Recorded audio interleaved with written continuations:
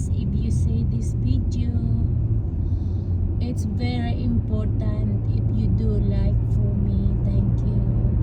And comment below. Good morning sa inyong lahat. I have to speak Tagalog, English, so everyone can understand. Importante mag-like kayo sa videos ko at comment below na rin. Maraming salamat.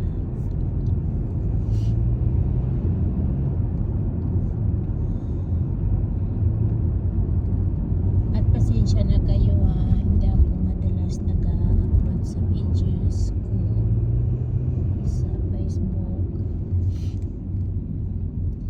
kasi siyempre nasa YouTube ako, parang hindi ko na nakakayanan.